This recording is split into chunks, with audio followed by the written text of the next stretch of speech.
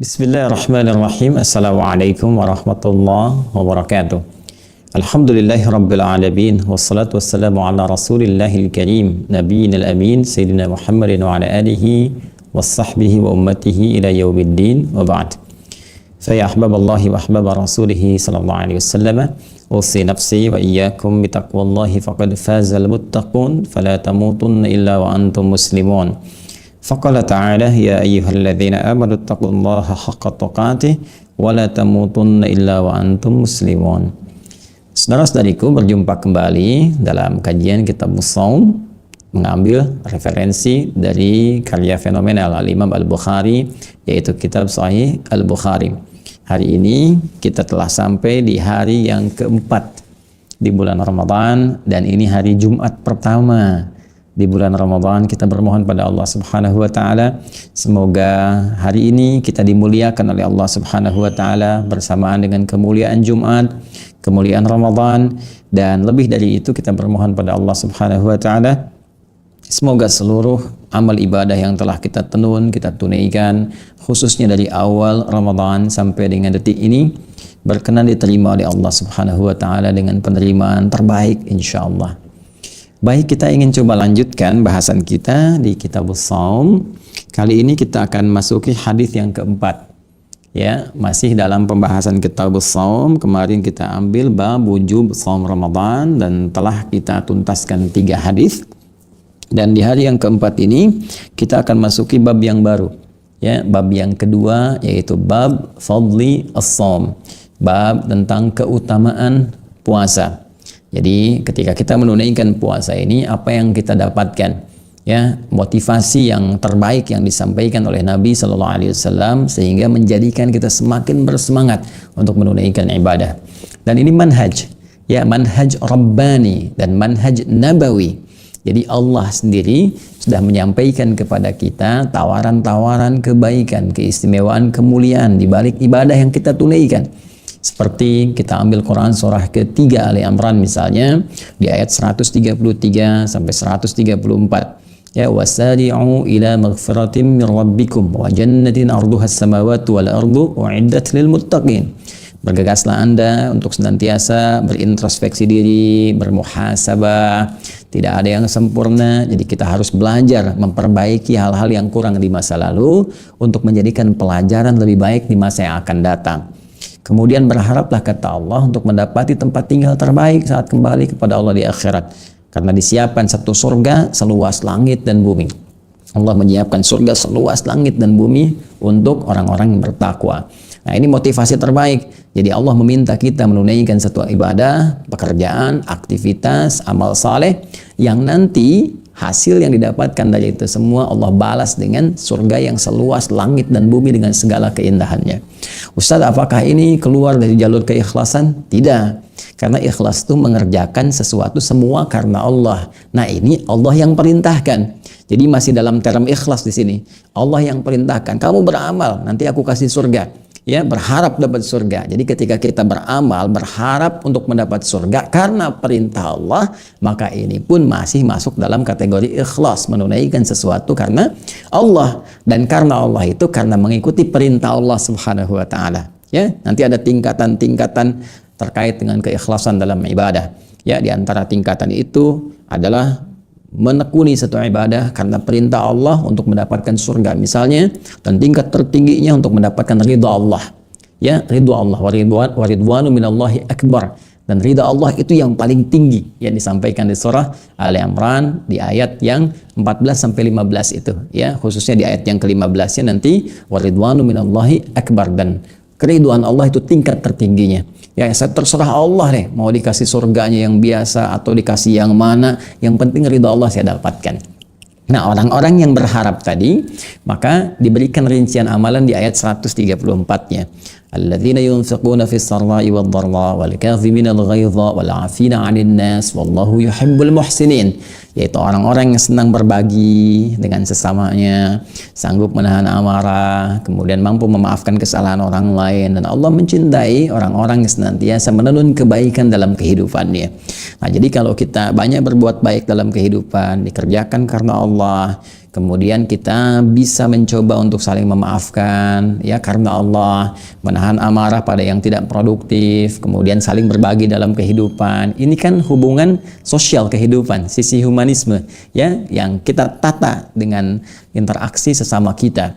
Nah, itu balasannya besar di sisi Allah dan dimasukkan dalam kategori orang takwa. Dan dijamin oleh Allah jika benar dilakukannya karena Allah mendapatkan balasan surga seluas langit dan bumi. Nah, ini motivasi tinggi. Jadi kalau kita hadirkan, wah saya mau berbagi ini, mau infak sekecil apapun karena Allah dan Allah akan balas dengan surga yang melimpah. Motivasinya besar. Nah, itulah yang dibawa kemudian manhajnya diterapkan juga oleh Nabi Shallallahu Alaihi Wasallam menginfokkan kepada kita.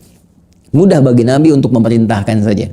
Tapi ketika diinfokan, ini loh, ada sesuatu yang besar yang bisa kamu dapatkan. Motivasinya beda kan pada diri kita? Ya, lain semangatnya. Dan ini kita kerjakan karena Allah untuk mengikuti petunjuk Rasulullah. Jelas ya? Baik. Nah, sekarang terkait dengan siam Ramadan, terkait dengan saum, apa yang kita bisa dapatkan dari saum Ramadan yang kita tunaikan ini? Dari siam yang kita lakukan, apa yang bisa kita dapatkan yang dijamin langsung oleh Allah Subhanahu wa taala melalui lisan Rasulullah sallallahu alaihi wasallam yang punya sifat kebenaran yang tidak diragukan karena bersumber dari Allah Subhanahu wa taala. Wa ma yantiqu 'anil hawa in huwa illa wahyu yuha. Baik, sekarang kita masuki bab yang kedua untuk menjawab pertanyaan tadi. Bismillahirrahmanirrahim. Bab fadlis shaumi. Ya, bab yang menerangkan tentang keutamaan puasa. Baik, ini bisa sebetulnya kita babun ya fadlus shaumi. Tapi di sini Al-Imam Al-Bukhari mengidafatkan bab kemudian ke kata fadlun. Jadinya mudhaf ilaih ya babu fadli. Nah, ini kalau menggunakan rumus mudhaf ilaih diidafatkan, disambungkan, disandingkan katanya sehingga seakan menjadi menyatu, ini menunjukkan pentingnya sesuatu yang tidak terpisahkan. Seakan beliau ingin mengatakan, hei, bab kedua ini juga penting, nggak bisa dipisahkan dari bab yang pertama. Jadi kan pembahasan ini cukup menarik, pembahasan ini istimewa. Jadi jangan Anda pisahkan mencari keutamaannya saja karena babnya pun penting untuk dibahas. Nah, kalau kita terjemahkan bab fadlis shaumi, bab yang penting untuk diketahui tentang keutamaan puasa. Hadza babu fadli shaumi. Demikian kalimat lengkapnya, takdir di Arabnya. Baik, hadisnya urutan nomor 1894 ini mengurutkan dari hadis yang pertama dari kitab Badul Wahyi sampai dengan kitab As-Shaum kitab ke-30, hadis yang keempat di urutan kitab As-Shaum dan hadis nomor 1894 di urutan seluruh turunan kitab sahih. Bismillahirrahmanirrahim, kita bacakan hadisnya. Haddatsana Abdullah bin Maslamah an Malik an Abi Zanad an Abi Zinad anil A'raj an Abi Hurairah radhiyallahu taala anhu. Nah, ini sanad terakhirnya yang terhubung ke Rasulullah sallallahu alaihi wasallam yaitu sahabat Abu Hurairah. Nah, ini julukan ya. Kunyah namanya. Nama aslinya pernah saya sampaikan Abdurrahman. Ya, Abdurrahman bin Sakhr. Sebetulnya sebelum masuk Islam itu Abdus Syams namanya karena sempat Majusi. Kemudian tidak puas pencarian, nah itu kalau ilmuwan dengan orang pintar itu kan senantiasa mencari, melihat ya hal-hal yang logik, yang tidak, yang menyambungkan kita pada fitrah itu dicari. Seperti contoh Nabi Ibrahim dalam Al-Quran di surah Al-An'am juga dikabarkan kepada kita bagaimana pencarian dalam kehidupan kita untuk kembali kepada Allah. Hakikatnya begitu. Ya, maka beliau dari yang tadinya Majusi, kemudian mencari, sempat masuk Kristen, tidak puas juga, kemudian mendengar informasi ada Nabi di Al-Madinah Al-Munawwarah, datang ke sana di hampir penghujung kehidupan Nabi ya. Riwayat menyebutkan tahun ke-7 Hijrah.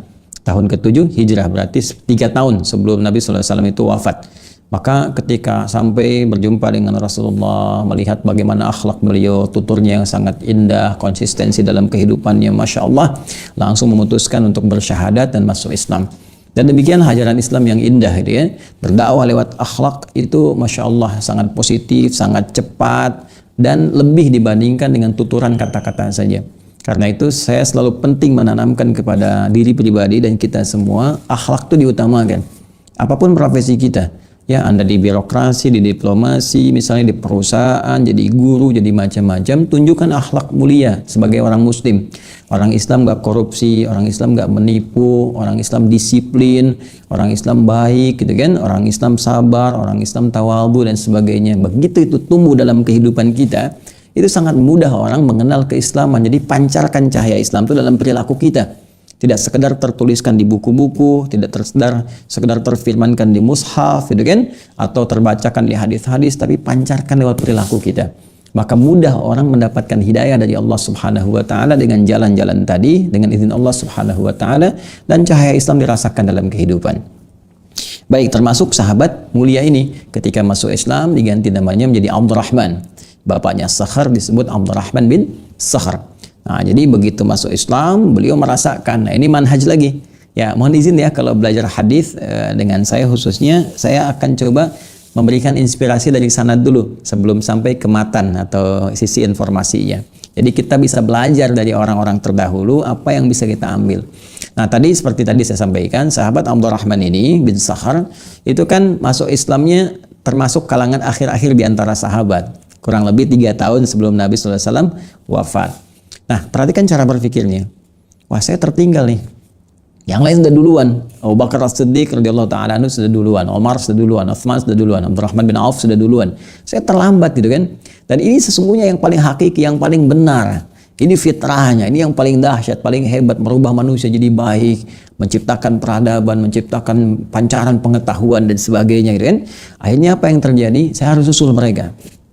Nah, ini ya, ini semangat ini harus kita bawa, pola berpikir, mindset seperti ini. Jadi kalau kita merasa tertinggal, bukan pesimisme yang dibangun, tapi kita susul. Ya, kita belajar nih, orang sudah menghafal misalnya 29 juz, kita baru mulai mau belajar tajwid misalnya kan, bukan aib, tapi bersyukur pada Allah masih diberi hidayah untuk mau belajar. Setelah itu kita semangat, jadi tambah semangatnya. Kalau dia belajar cuma 1 jam, kita sehari tambah 2 jam, kita sehari tambah 3 jam, kita bagi waktunya. Ya, pagi, siang, sore kan bisa kita ambil. Pagi 1 jam, siang 1 jam, sore 1 jam, gitu kan? Malam di murajaah sedikit. Nah, itu kalau kita tambah demikian, itu Masya Allah. Ya, hasilnya akan lebih bagus. Mengejar kepada teman-teman yang lainnya. Nah, ini seringkali konsep ini dibawa ke sistem duniawi. Ukhrawinya kadang lupa gitu. Coba lihat, kalau sistem duniawi, ya begitu mau ujian, kan belajarnya lebih ditingkatkan. Coba deh teman-teman yang mau UMPTN, ya ujian masuk perguruan tinggi negeri, wah luar biasa belajarnya. Ada yang mau masuk pekerjaan, ada yang ikut CPNS macam-macam, itu kan luar biasa. Tingkatkan lagi pekerjaan tinggi lagi, ya. Apalagi kalau mau ikut ujian-ujian tertentu, sertifikasi, kan semakin ditingkatkan itu. Ya, supaya kualitas lebih meningkat. Kenapa urusan akhirat ini nggak dipakai konsepnya? Padahal asalnya ini diletakkan untuk kepentingan akhirat. Disebut dengan fastabiqul khairat. Di Al-Baqarah, Quran surah kedua, ayat 148 itu. Walikulli wijhatun huwa muwalliha fastabiqul khairat. Setiap orang mungkin punya orientasi amal. Maka dengan orientasi itu, kesenangannya berlomba dengan yang lain. Mungkin ada yang senang tahajud, ya hafalan Quran belum. Ada yang senang hafalan Quran, ya puasa belum. Ada yang senang puasa sunnah, tahajud belum. Nggak apa-apa. Ya, tapi konsisten di situ dan berlomba dengan yang lain, maksimalkan betul. Ya, maksimal kalau saya nggak sempat bangun malam, sedekahnya yang ditambah. Jadi semua berlomba. Nah, untuk menyusul mendapatkan ridha Allah Subhanahu wa taala. Nah, ini yang dilakukan oleh sahabat Abdurrahman. Maka jika sahabat-sahabat yang lain misalnya ada yang menunggu di majlis Nabi saja, ya ada yang datang ke waktu-waktu pengajian tertentu misalnya kan, nggak semua sahabat tuh kumpul setiap ada pengajian Nabi karena aktivitas beda-beda. Ya, ada yang berbisnis, ada yang berniaga kemana, ada yang macam-macam gitu kan. Nah, sahabat ini Abdurrahman bin Sakhar memilih untuk konsisten. Ya, di sisa kehidupan beliau itu digunakan untuk berkhidmat kepada ilmu yang didapatkan dari Rasulullah SAW. Maka fokuslah beliau di situ dimanfaatkan. Ya, setiap ada majlis Nabi sudah ada di situ. Bahkan sebelum Nabi berangkat banyak kisah kita dapatkan dalam sejarah itu sampai nunggu depan rumah Nabi untuk memperhatikan dari mulai Nabi berangkat bagaimana. Orang kan taunya Nabi ngajar, ini tidak. Ya, dari mulai Nabi berangkat, jalannya bagaimana, nengoknya seperti apa, kalau makan bagaimana, kalau sholat diperhatikan, ini itu hampir semua hidupnya diabdikan untuk mengetahui keseharian Nabi Sallallahu Alaihi Wasallam dan mendapatkan ilmu-ilmu dari Rasulullah Sallallahu Alaihi Wasallam. Karena itu wajar kalau beliau dalam 3 tahunnya bersama Nabi Sallallahu Alaihi Wasallam bisa mengoleksi, mendapatkan hadis yang cukup banyak dari Nabi Sallallahu Alaihi Wasallam. Kalau tidak dikatakan yang terbanyak di antara para sahabat. Sekali lagi, yang terbanyak. Bahkan di antara sekian kesempatan itu Nabi melihat bagaimana kesungguhan beliau sampai Nabi mendoakan beliau khusus, kan? Dibentangkan, dari riwayat mengatakan dibentangkan bagian dari sorbannya atau imamahnya, kemudian didoakan oleh Nabi, dipakaikan kembali sehingga dengan itu sulit untuk lupa dari apapun yang telah beliau ingat. Nah, ini sesuatu yang sangat penting. Saya ingin tekankan ini karena ada sebagian satu kalangan ya, golongan tertentu yang menyoal sahabat mulia ini, Abdurrahman bin Sakhr ini. Ya kok bisa 3 tahun dengan Nabi mengalahkan hadisnya Sayyidah Aisyah, mengalahkan hadisnya Ali bin Abi Thalib yang menantunya Rasulullah SAW, dibanding-bandingkan gitu kan. Nah, ini perbandingan yang tidak wajar. Kenapa? Karena seperti Sayyidah Aisyah misalnya, ini mulia, istri Nabi, ya Ummul Mukminin, Masya Allah, pintar, cerdas, luar biasa. Cuman kan tidak membersamai Nabi dalam semua kegiatan Nabi. Kalau sedang di rumah Sayyidah Aisyah, Nabi banyak didapatkan informasinya. Ya, makanya hadis-hadis yang terkait dengan kehidupan rumah tangga, sholat malamnya Nabi, macam-macamnya dan sebagainya, yang dikoleksi Sayyidah Aisyah, itu umumnya saat bersama Nabi. Ya, saat di rumahnya, saat jalan, ya, saat olahraga dan sebagainya. Tapi kan semua kegiatan Nabi tidak di rumah Sayyidah Aisyah. Ya, banyak juga yang di luarnya. Nabi kemudian ke Badar, Nabi kemudian misalnya ke Khandaq, Nabi kemudian ke tempat-tempat lain, Nabi kemudian berdakwah di A, di B, di C. Nah, ini sahabat Abu Hurairah itu mengintil itu. Ya, sahabat Abdurrahman bin Sakhr mengintil itu. Jadi wajar kalau hadis yang didapatkan lebih banyak dibandingkan Sayyidah Aisyah. Kayak ginilah, Anda misalnya usia 50 tahun, gitu kan? Ada anak 5 tahun. Kok bisa hafalan anak 5 tahun lebih banyak daripada Anda yang 50 tahun? Padahal waktu hidup Anda lebih lama, kesempatan lebih lama. Ya, kemungkinan baca Al-Qur'annya banyak, kemungkinan hafalannya luas. Kenapa kok hafalan Anda kalah sama anak 5 tahun? Karena waktu yang dia gunakan, si anak 5 tahun ini dia gunakan sepenuhnya untuk Al-Qur'an. Sedangkan Anda masih bercabang. Ya, demikian beberapa sahabat yang lain. Nah, ini keteladanan pertama. Yang kedua, sahabat Abdurrahman ini, ya bin Sakhr, itu kalau mendapatkan sesuatu dari Nabi, berusaha mengamalkan sepenuh yang bisa dilakukan. Wah, ini dahsyat nih. Ya, jadi persis itulah, dapat satu hadis, coba diamalkan. Itu manhaj. Ya, jalan hidup, jalan terang yang bisa kita ikuti. Makanya kalau dapat satu ayat, satu hadis, mencoba untuk kita amalkan. Dan ini sudah umum, jamaah di kalangan para sahabat. Ya, nah, ini keutamaan spesifik beliau, dapat satu hadis, amalkan. Sehingga ketika Nabi memberikan isyarat tentang bersikap mulia pada lingkungan sekitar, bukan hanya manusia, dengan hewan, kan dengan tumbuhan dan sebagainya, langsung dipraktekkan. Ya, ada riwayat menyebutkan sepulang dari satu hal, ya, satu kejadian, ada yang menyebutkan referensi dari majlis Nabi, ada yang menyebutkan dari yang lain. Singkatnya, menemukan seekor anak kucing kecil liar. Ya, liar. Jadi kucing itu kalau kucing rumahan, nah itu disebutnya dengan kitton, ya, umum itu kitton. Jadi sekarang ada Hello Kitty, ya, kucing rumahan, bisa jadi bantal, jadi sarung, jadi macam-macam. Kalau kucing liar itu disebut hurratun, haknya besar, hurrah. Ya, anak kucing liar itu Hurairah. Nah, jadi menemukan anak kucing kecil liar, ya, kehilangan induk, mengeong-ngeong, dipraktekkan kasih sayang itu, diambil kemudian dirawat oleh beliau, malam-malam dingin diselimuti, lapar disuapi dan sebagainya. Sehingga ada kisah menyebutkan ketika jalan kemanapun dibawa, masukkan ke jubahnya. Pernah berpapasan dengan Rasulullah SAW. Ketika berpapasan, anak kucing liar itu, anak kucingnya keluar, ya, mengeong. Maka Nabi melihat, mengatakan, Anta Abu Hurairah. Anta Abu Hurairah, kamu bapaknya anak kucing kecil liar. Jadi kalau ada yang sayang kepada anak kucing seperti bapak sayang pada anaknya, kamu. Ya. Nah, itu satu hal kunyah yang indah, yang bagus, menunjukkan rasa sayang yang tinggi. Ini yang bisa kita ambil, bukan cuma hafalan, setelah itu dikenal menjadi Abu Hurairah, gitu kan. Terus Anda bikin Ummu Hurairah atau Ammu Hurairah, tidak, lebih dari itu. adalah nilainya kasih sayang. Nggak apa-apa, Ummu Hurairah belum ada sampai sekarang ya. Ummu Hurairah pamannya anak kucing kecil juga belum ada. Kalau mau diambil silahkan, tapi praktekkan nilai kasih sayangnya.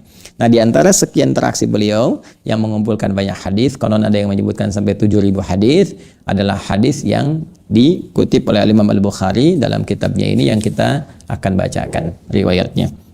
Baik, an Abi Hurairah radhiyallahu taala anhu, hadisnya riwayat Abu Hurairah, tadi Abdurrahman bin Sakhar, semoga Allah memberikan ridhonya kepada beliau.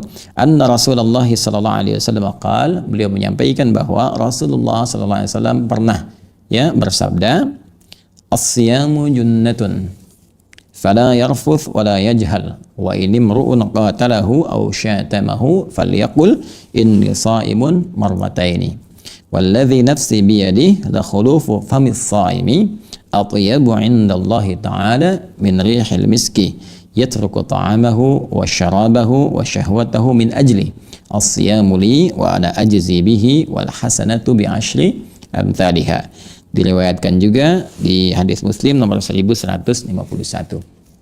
Baik, kita bacakan dulu, setelah itu kita gali, dari situ kita dapatkan beberapa turunan-turunan.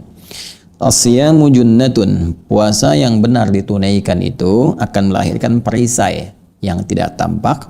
Fala yarfuth, maka untuk mendapatkan puasa yang benar itu hindari, jangan sampai berkata yang kotor. Wala yajhal, jangan berbuat yang bodoh, yang tidak pantas. Wa in imru'un qatalahu, jika ada seseorang memprovokasi untuk berselisih, au syatamahu, atau mencelanya, falyaqul, maka katakanlah inni shaimun marrataini, aku sedang puasa, aku sedang puasa. Setidaknya 2 kali dia katakan. Walladzi nafsi biyadi, demi Allah yang jiwaku digenggamnya, yang jiwaku dalam genggamannya. La khulufu famis shaimi, sungguh bau mulut ya orang yang puasa itu atyabu indallahi ta'ala, itu sangat luar biasa baiknya ya, sangat luar biasa harumnya.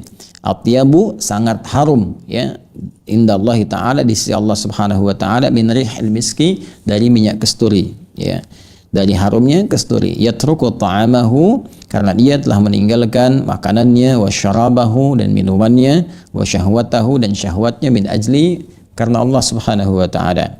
As-siyamu li, puasa itu bila benar ditunaikan hanya untukku saja, wa ana ajzi bihi, dan aku yang khusus memberikan pahalanya.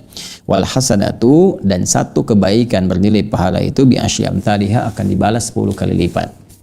Baik, mari kita lihat satu persatu, kalimat per kalimat, teman-teman sekalian, bagaimana puasa itu melahirkan keutamaan.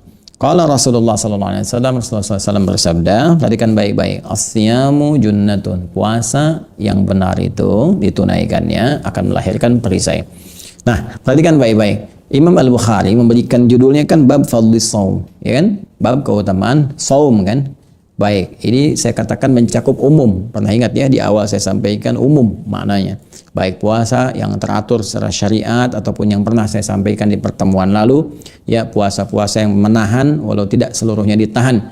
Ya, misalnya makan yang pokok tapi masih makan yang ringan atau yang lain-lainnya, atau menahan untuk tidak bicara seperti dilakukan oleh Sayyidah Maryam alaihissalam dan sebagainya. Nah, karena ini mencakup umum, yang spesifik disebutkan Nabi diturunkan lagi. Apa turunannya? As-siyam. Disebutkan 9 kali dalam Al-Quran. Kalau sudah disebutkan kata as-siyam berarti spesifik. Ya, puasa yang punya hukum, punya aturan, punya ketentuan tertentu. Dimulai dari terbit fajar sampai terbenam matahari dengan syarat dan ketentuan tertentu. Nah, jadi kalau ingin mendapatkan keutamaan dari puasa Ramadan khususnya, maka Nabi memberikan rumus yang pertama, as-siyam. Puasanya harus ikut aturan. Ya, puasanya harus ikut aturan. Jadi kalau ingin mendapatkan keistimewaan dari puasa Ramadan kita, ikuti aturannya. Ya, ikuti aturannya. Ya, apa Nabi yang perintahkan kepada kita? Apa yang diberikan ketentuannya kepada kita? Ketika melanggar ketentuan itu, maka jangan harap mendapatkan keistimewaan yang dimaksudkan. Karena Nabi pun nanti di lain kesempatan mengatakan, "Rubba sha'imin laisa lahu min siyamihi illal ju' wal 'atash." Ya, tidak sedikit ada sementara orang puasa nggak mendapatkan apapun dari keutamaan puasa kecuali lapar dan haus saja. Ya, cuma nahan lapar, nahan haus, gak dapat apa-apa. Nah, apa di antara penyebabnya? Dia puasanya tidak mengikuti aturan. Junnatun, yang pertama didapatkan teman-teman sekalian dari puasa yang benar itu adalah junnah. Saya pernah sampaikan, ya, ada junnah, ada jinnah, ada jannah. Semua kata ini terambil dari akar yang sama, yaitu jim dan nun asalnya. Semua kata yang terambil dari kata jim dan nun, teman-teman sekalian, itu artinya sesuatu yang tersembunyi. Ya, sesuatu yang tidak nampak dalam pandangan kita. Jin misalnya disebut dengan jin karena tak nampak dalam pandangan kita, dia tersembunyi. Ya, lawannya ins, sesuatu yang nampak. Jadi kalau di Al-Quran dipasangkan jin dengan ins ini kurang lebih sebanyak 18 kali. Ya, ma'syaral jinni wal ins, wa ma khalaqtul jinna wal ins. Kenapa jin disebut dengan jin? Karena fitrahnya tersembunyi. Karena itu sering saya katakan kalau ada jin melakukan penampakan, itu jin itu sedang punya masalah. Dan yang lebih punya masalah adalah orang-orang yang cari penampakan jin. Ya, sebaliknya manusia itu tampak, ins, tampak, terlihat, nyata. Jadi kalau ada manusia sedang sembunyi-sembunyi, ya, masuk rumah sembunyi-sembunyi, masuk kantor sembunyi-sembunyi, itu tandanya dia sedang, ya, bukan jadi jin, ya, sedang punya masalah. Ya, itu gampang kok ngelihatnya. Kalau berpapasan dengan Anda tiba-tiba sembunyi-sembunyi, ya, itu sedang punya masalah dengan Anda, gitu kan? Baik. Kemudian teman-teman sekalian, janin misalnya. Janin kenapa disebut janin? Karena tak tampak, ya, dalam perut ibunda. Belum keluar. Nah, jannah, ya, jannah, surga. Kenapa disebut jannah? Karena sekarang belum tampak. Masih gaib sifatnya. Nanti saat kembali kepada Allah, kita mendapat rahmat Allah, insya Allah kita bisa menatap, merasakan dan hidup di dalamnya. Ya, jinnatun, jamak dari kata jin. Ya, minal jinnati wan nas. Ya, ins dijamakkan jadi nas, jin dijamakkan jadi jinnah. Nah, junnatun, jannah, surga, jinnah, jamaah dari jin, junnatun itu perisai. Kenapa disebut dengan perisai di sini? Ya, karena keadaan disebut dengan junnah perisainya karena dia nggak nampak. Ya, karena dia tidak nampak. Jadi tidak menggunakan kata ridun, rida, gitu kan? Itu sesuatu yang terlihat, nampak, ya. Dalam peperangan misalnya ada tameng, ada apa gitu, itu nampak. Kalau ini menggunakan kata junnah, artinya nggak kelihatan. Tapi dia perisai. Perisai apa yang dimaksudkan? Perisai dari segala godaan-godaan setan untuk berbuat maksiat. Jadi kalau orang terbiasa menunaikan puasa dengan benar, dilatih dengan ibadah di dalamnya, dilatih sholat malam dia, dilatih dekat dengan Al-Quran, dilatih zikir, dilatih mendekat kepada Allah. Nah, itu semua latihan itu akan membentuk perisai imajiner yang tak tampak dalam diri dia, tapi bisa menjadi tameng dari perbuatan maksiat. Jadi ketika maksiat didorong oleh setan ke matanya, lihat nih misalnya, yang jelek itu bisa mental seketika. Bahkan belum diperlihatkan, sudah merasakan udah nggak enak nih, jauhi.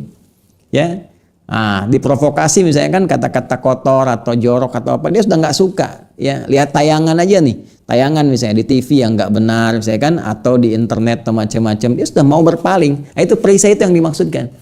Jadi ada sensitivitas, ya, kepekaan yang tinggi dalam meninggalkan maksiat. Nah, itu junnah yang berperan itu. Junnah. Nah, puasa itu mendorong seseorang mendapatkan itu. Jika dia benar menunaikannya sesuai aturan, hukum, dan ketentuannya. Dan memanfaatkan latihan saat puasa itu dengan maksimal. Hasilnya itu. Makanya kalau Anda misalnya sampai hari keempat ini belum mendapatkan itu, berarti ada yang harus diperbaiki. Ya, tapi kalau kepekaan itu sudah muncul, ya minimal ada dua nih yang dirasakan nih. Kepekaan untuk cepat menunaikan ibadah, yang kedua kepekaan untuk meninggalkan maksiat. Itu pasti akan terlatih selama puasa. Nggak percaya silakan. Sekarang kan peka kan, sebelum adzan sudah lihat-lihat jam berapa waktu ini, jam berapa itu. Walaupun mungkin ada tahapan. Pertama lihat dulu jam berapa buka. Setelah itu nanti naik nih jam berapa waktu sholat. Buktinya sekarang masjid kan boleh penuh, musola di kantor penuh kan. Ya, itu ada kepekaan, itu sudah bagus. Nah, kemudian sisi yang berlawanannya adalah tentang maksiat, kepekaan meninggalkan maksiat. Nah, pasti akan terlatih selama puasa itu. Minimal pertama perasaan takut batal puasa, nggak mau takut batal, nggak mau bohong, nggak mau melangkah ke sini, nggak mau ikutan ke tempat ini, maksiat. Lama-lama terbentuk jadi karakter. Nah, ketika membentuk jadi karakter meninggalkan maksiat dan anti maksiat, itu yang disebut dengan junnah namanya. Nah, jadi siam itu jika dikerjakan dengan benar, maka keistimewaan yang pertama, orang ini akan mendapatkan junnatun, perisai yang tidak tampak, yang hadir dalam kehidupannya. Nah, ada beberapa yang ditekankan oleh Nabi Shallallahu Alaihi Wasallam untuk melatih perisai itu supaya cepat muncul dan peka. Jika benar kita latihan ini, maka insya Allah akan melahirkan kecepatan dalam mendapatkan perisai yang dimaksudkan dan sebagai parameter keberhasilan puasa kita. apa amalan yang diisyaratkan oleh Nabi itu, seperti apa kita kemudian bisa menitinya untuk bisa mendapatkan apa yang kita harapkan. Ini yang menjadi sambungan dari hadis yang dimaksudkan. Tadi baru dua lafaz tuh, asyamu junnah. Ini masih banyak lafaznya lagi nih, 1, 2, 3, 4, banyak nih ya, sampai puluhan. Nah, insya Allah sabar. Kalau Allah berikan kesempatan, waktunya masih panjang, ini masih hari yang keempat, insya Allah kita akan teruskan esok hari. Di hari yang kelima Ramadan, hari Sabtu, hanya di Adi Hidayat Official, channel resmi Waha ya, di Adi Hidayat Official. Insya Allah setiap siang tayang jam 1, kecuali Jumat kita ada penyesuaian karena menunaikan ibadah Jumat terlebih dahulu. Dan mudah-mudahan Allah berikan kesempatan untuk mengkhatamkan kitab ini sebelum kita tuntas, teman-teman sekalian, kembali kepada Allah, atau minimal selama Ramadan ini yang bisa kita dapatkan. Saya kira itu yang bisa disampaikan. Mudah-mudahan Allah sampaikan kita pada kebaikan. Dan ingat, sore pun nanti insya Allah ada serial Aku Suka. Ayo kultum sejenak sebelum berbuka. Ayo kultum sejenak untuk berbuka. Insya Allah tayang setiap jam 5 sore.